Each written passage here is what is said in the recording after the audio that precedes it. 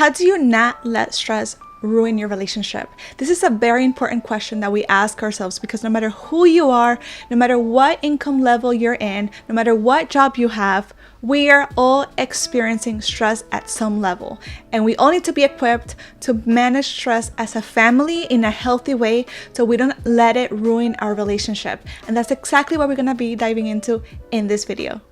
Hi there, I am Sayuri, marriage and relationship coach at UME Time, and I help women keep their relationships super strong throughout life's busy seasons. That way we actually get to enjoy the life that we're building with our partner. So if this is something that you're interested in, I invite you to hit the like button and subscribe. That way we can go on this journey together. Alright, so in this video, I'm going to share with you 5 tips that are going to help you deal with stress as a healthy couple so you don't let it ruin your relationship. Sounds good? Okay, let's dive in. Okay, so tip number 1 is get a relationship cabinet. So what do I mean by relationship cabinet? Well, actually, the first time that I learned about this was through my marriage mentor, Jeff and Debbie. Our marriage is too precious for us to not have the right support. And when you think about it, like the President of the United States has a cabinet of people that advises him or her on the important matters, the important situations that they may encounter. And just because you and your partner are getting the support and are getting the help, this doesn't mean that you're a failure. This doesn't mean that you're not strong enough. This just means that you are human. Right now, my husband and I, we are going through a very stressful season.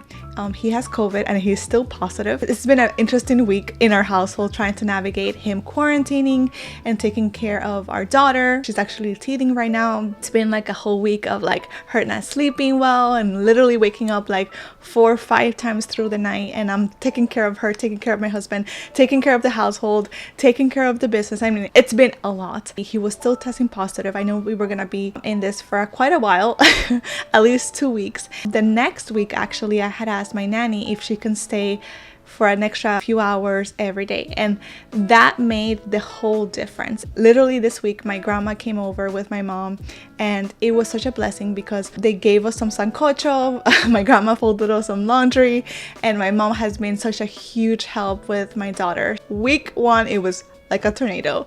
Week 2 it was like, oh, we actually got this. I can actually go through this one more week, you know?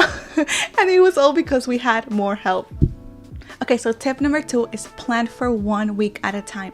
Listen, when you're walking through a very stressful season, there's a lot of things that you don't really know. This is like the first time that you've ever walked through this.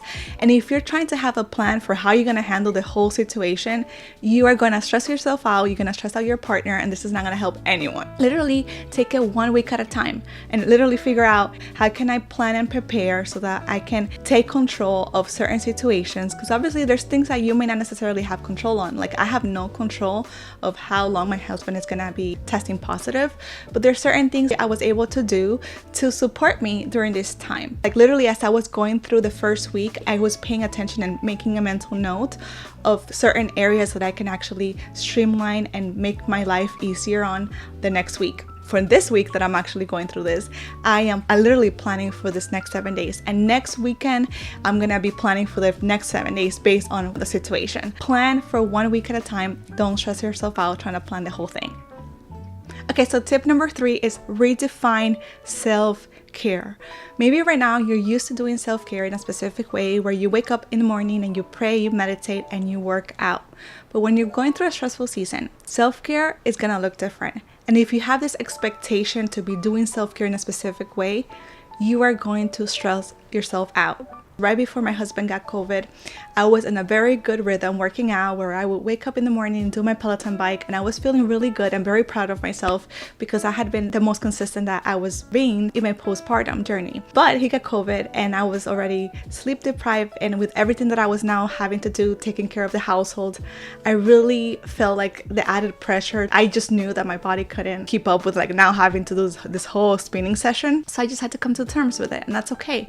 The whole idea of self-care is that you are caring for yourself so that you can be the best for you and for those that you love. Just redefine it, let go of the expectation, and just figure out how can you actually practice some type of self-care during this season that it won't be stressful, that it won't be burning you out, and that will actually allow yourself to be your best through this season.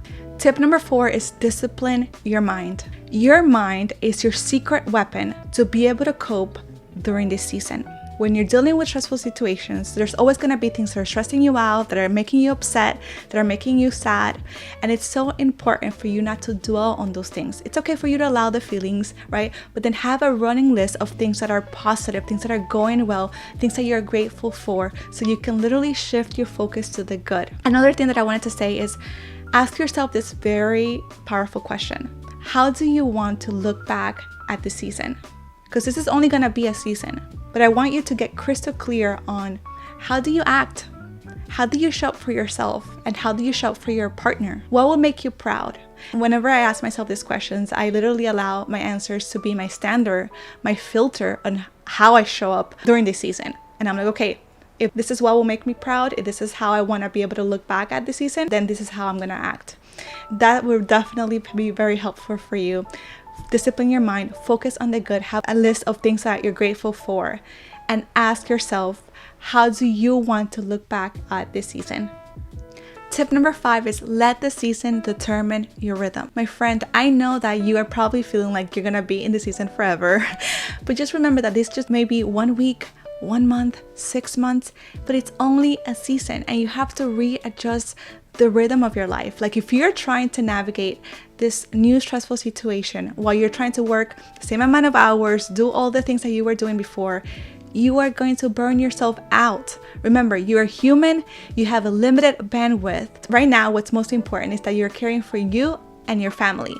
And there may be things that you may have to put on hold, and that's okay, because right now what's most important is your well-being and the well-being of your family. I can tell you right now, literally right before my husband got COVID, I was gearing up for launch mode, which is like one of the busiest times in my business.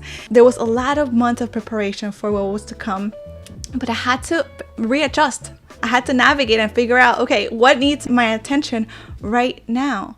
It would have been unrealistic for me to expect to be doing the launch of my new program while caring for my husband, caring for my daughter, and do all the things. Like that was not gonna be sustainable. So as the CEO, as the business owner, I understand that I do have that privilege, but there are things in your life that you are doing that you feel like you have to do that you don't. I will question every commitment that is in your calendar and figure out what you can cut out, what you can put on hold, so that you can actually leave yourself some breathing room, some space for you to care for you and your family.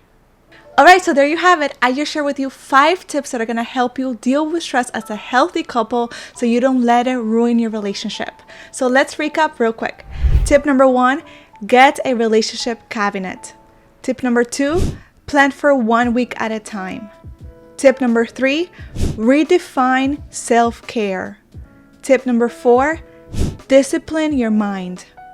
And tip number 5, let the season determine your rhythm.